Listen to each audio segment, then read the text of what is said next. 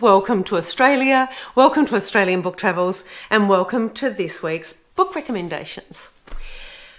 I hope you've all been well since I saw you last. I hope, whether that be the last few days or last week's book review or book recommendation, I hope you've all been well.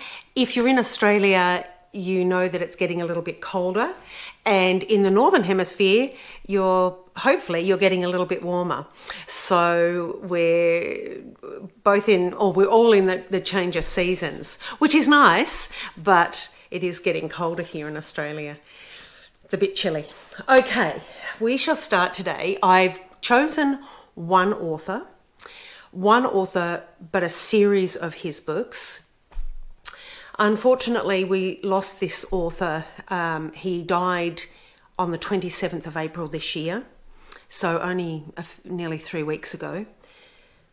As fans, we knew that he was terminally ill, but of course, when you respect and love an author so much and you respect and love their books, you hope that they last forever. Because you want more, you're selfish because you want more and more of their books. Now that author is C.J. Sansom, a British author. Christopher John Sansom, he was or is. Now he has, I don't know if any of you know him or any of his books. He does have a couple of standalone books, and he has collaborated with a couple of other authors for some history and mystery, I think, books. But he's really famous for his Matthew Shardlake series. Now, Matthew Shardlake is his, throughout the series of this 7 books, he is the protagonist. He is a solicitor and really a go-to man, really. I think he ends up being for Thomas Cromwell. Now, the books I have, you'll have to excuse, because I was given one book as a gift from someone who knows me very well and is very close to me quite a few years ago. Oh, well, I say quite a few. It's probably about five or 6 years ago. And I love them so much, I wanted to share them with family. And of course, they have been well read, and they have lost their luster, and they have been read well, let's just say. So they do look a little bit old, and I do apologise for that. Some of them I bought secondhand as to carry on, because I couldn't purchase them new at the time. I bought them secondhand, so please excuse their condition. The first one in the series begins under Henry VIII. It begins in 1537, and Matthew Shardlake is the solicitor, and he's working for Thomas Cromwell. He is, the title of this, which you won't be able to see because it's so well used and read, I think that's going to be way too dark. It's called Dissolution, the first one, which was the dissolution of the monasteries, and after Henry VIII proclaimed himself to be the king not only he was the King of England, but he was the head of the church, the head of the Anglican Church, or the Church of England, when he separated from the Catholic Church in Rome. So this is the dissolution of the monasteries, and Matthew Shardlake there are commissioners who are sent in to organise and to oversee the dissolution of the monasteries, but there is a murder of one of them, and Matthew Shardlake is sent in to investigate. So this is where our story begins, in 1537. I have to say, throughout the 7 novels, over the course of my reading career, my reading life, I have I have on occasion found a particular book or series where you can't put it down. Or if you put it down, and I wonder if any of you have felt this as well. When you put the book down, you have to go to work or you have to go and do something. You're really wanting to know what the characters in the book are doing. Well, for the first time in a long time, that's exactly how I felt with every book about Matthew Shardlake. I think to be honest with you, I fell in love with Matthew Shardlake from the first book. And that the love and the respect just grew through each novel. So I'm probably a little biased because I think the character is just wonderful. In Dissolution, there is the dissolution of the monasteries, but we can also parallel that with the dissolution of Matthew Shardlake's expectations and rigidity in his religion and in morals and expectations of social norms at the time.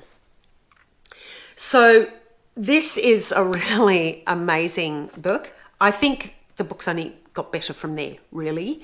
And the characters throughout the series, I'll just show you. There's Dissolution, Dark Fire,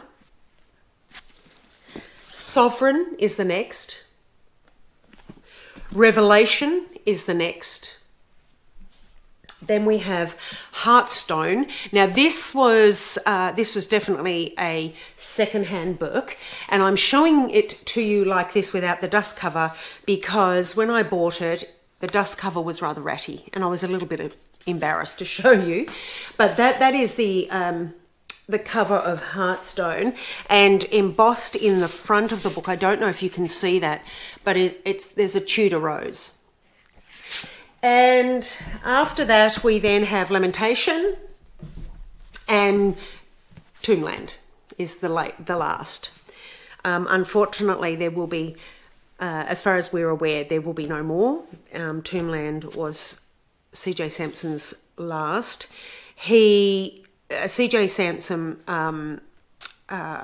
was terminally ill for a long time, so we all knew that he was ill.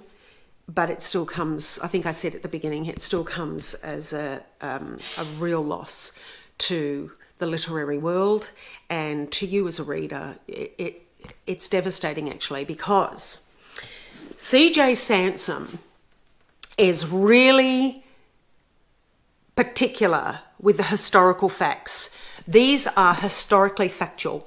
A fictional character, fictional stories, but historically factual. So even in some of them, Matthew Shardlake may visit a cathedral or a particular building that no longer exists, but did exist in Tudor times. And he has researched it so well that you believe that it's there. But unfortunately, not all, but some of the buildings no longer exist. So he is amazing with his historical facts. And even in some of the, there's the Civil War, the way he describes that and the camp that Matthew Shardlake finds himself in, you can really feel that not only the anger, but you can feel the horrible conditions that they were fighting and sleeping in. So the last one, Tombland, I think this ends in 1549. Let me get my spectacles on and I can tell you. So we start with Dissolution in 1537. That was under Henry VIII. And then Tombland is around about 2 years after Henry died. So what's that? That must be 1549, I think. Let's have a look. Yeah, it's the summer of 1549. And he is now called at the very last book in Tombland, he is now called to help out Elizabeth, Princess Elizabeth, or Lady Elizabeth as she was known. They are absolutely marvellous books. Now, I think Dissolution is the smallest of the books, and this one is, oh, there you go, 462 pages. And Tombland, which I think would be one of the biggest, I think this is 800 or just over 800 pages. Yeah, they are over 800 pages. He does give you historical notes at the end as well. So that's really interesting. In fact, it's really interesting. It really gives you how he came across the information, and just it gives it a little bit more, gives you a bit more knowledge, gives it a bit more oomph. So yes, 801 pages is not including the historical notes. So it's a big read. That's a big read, but you don't. Honestly, if you really enjoy historical events, particularly the Tudors, if you like a bit of mystery, there's not always a murder, but there is mystery. And if you enjoy the description of clothing and environment at the time in the homes and on the streets, then you will absolutely love these books. They are well written, well researched, and just a really good story. So even though they're really, most of them are really big, I'm not sure, I think Heartstone's quite big as well, even though, I mean, yes, it is a big book, but I think the pages, okay, so that one's just over 630 pages. So they're not small reads, but you don't realise that you're reading such a big book because you're so engrossed in it. They're just brilliant. Now, what he does do at the beginning of each is he'll give you maps. So that's Shardlake's journey to Portsmouth in this book. He talks about the sinking of the Mary Rose. There is an adventure with the sinking of the Mary Rose, which is Henry VIII's most treasured ship. So let me have a look. I think in these ones too, he gives you a map. Yep, in all of them, he gives you a map so that you can see. You may not be able to see that, and I do apologise, but this one's in black and white. So you see the streets, and having had a little bit to do in London, these streets, and of course people in the UK will well understand and know the streets, and some of them have changed, of course. The names of the streets may be the same, but their journey, it has changed somewhat due to development and things like that. But look, I recommend these. It is a real shame that we're not going to have any more. I absolutely love them. I fell in love with Matthew Shardlake. Every time I had to put the book, any of them, not one of them did I dislike or feel bored or feel that it dragged on. Not one of them. They're just absolutely brilliant historical books with a bit of intrigue and mystery, sometimes crime and murder. And I think you will definitely fall in love with Matthew Shardlake. He's a solicitor, and he is a little bit of an outcast he's ridiculed because he describes himself as a hunchback. He is not married, and he does have a household that looks after him, and he is master of that household.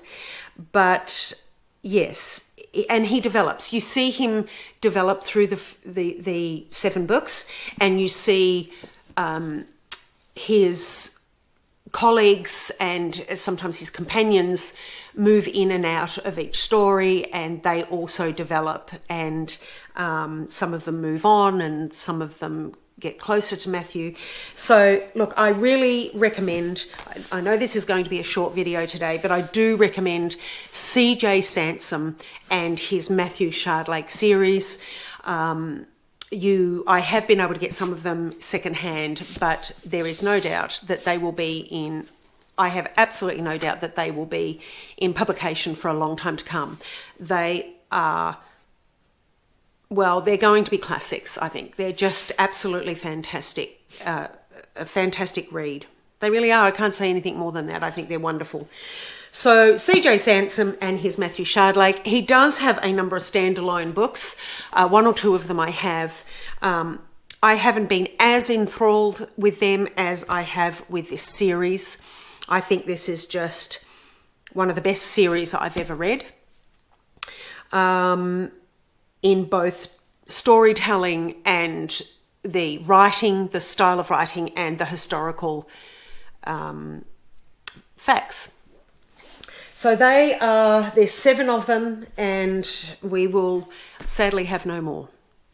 So if you can get your hands on the first copy, I do recommend, you can read them on their own, but you can pick up any of them and read them. But I just think because the characters come in and out of Matthew's life, and because they develop, some of them develop along the way, as does Matthew, it really is best to start at the beginning, I think, with any series, really, because then you grow with the character, or you move with the character through the series of events.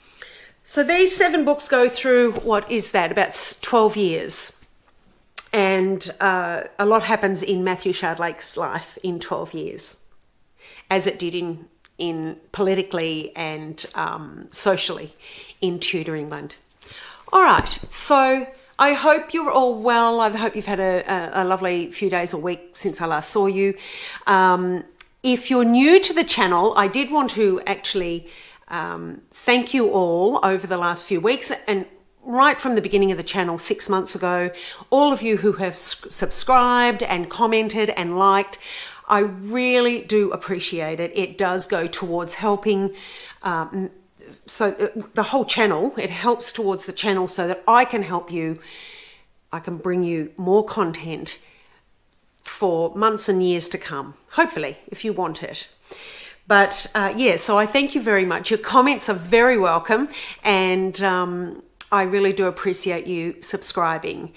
And if you're new to the channel, there are usually on a Monday, which doesn't really matter once it's up on the channel, but usually on a Monday I bring you a new book recommendation, and on a Saturday is a travel video of some sort. Normally we travel to a country town with a library or a bookshop or an op shop that sells books. Sometimes not. Sometimes it's just an event. It may be a farmer's market, or it may be a festival. I'm just trying to show you Australia and the things that happen here, the events that happen, and perhaps give you a little bit of an insight into our country and our lifestyle and our culture, as young as it is. So yes, what I wanted to say is, if you haven't already and you are interested in the travel videos, we have over the last 6 months been around Victoria, the state of Victoria, nowhere near even a 1/10 of the towns that are in Victoria. We have many more to go, but I have been around selecting quite a few different areas. So we've been to Geelong, which is on the coast, and Ballarat and Bendigo, Carisbrook, Denali, Malden. So, and there's a lot more to come. I have already in the editing process more videos for you from other areas in Victoria. But yes, if you haven't already seen them, please do have a look and see if it gives you a bit more of an insight into Victoria. Or I have even had a lot of Australians comment that they have been through towns and didn't even know what I was showing you They didn't even know that that existed. So they have been excited to then go back. One lady actually wants to go back with her partner in a caravan and stay in one of the towns to explore it further, which I think is exciting. That's what I want to do. I want to excite people to visit and really patronise these towns, so that they have a lot to offer. Not just history, but they have, beautiful hand artwork and local artists and local food producers, wine producers. They have a lot to offer, and they're not necessarily big tourist areas. In fact, to be honest with you, I prefer the lesser known towns. I think they have so much more to offer. There are not as many people who walk around the town or the city, and they just have these hidden gems within the towns, whether it be people or locations or artists, food producers, wine growers, wine producers. They're just brilliant. They're wonderful. They're exciting towns, and so I'm hoping that I really excite you to go and have a look at these places if you are in Australia or if you intend visiting Australia. Anyway, enough of that. I will wish you well. Just one more word. C.J. Sansom, Christopher John Sansom, his Matthew Shardlake series, I absolutely recommend. I think you will be hooked from the first book. And as I say, I did fall in love with Matthew Shardlake. So that's that for today. I will see you on Saturday for the new travel video, and the following Monday for our next book recommendation. I wish you all well, happy reading, good eating. I must tell you, this weekend we have an abundance of pears and we had some apples left over from our trees. So I made an apple and pear Italian cake, what they call an Italian apple cake, but I improvised and used a few of our pears because we didn't have enough apples, and it was scrummy. It's really nice. We have some left. I would offer you some if you were here. Anyway, enjoy for the week, enjoy your reading and good eating, and I wish you well, and I'll see you. Until then, bye for now.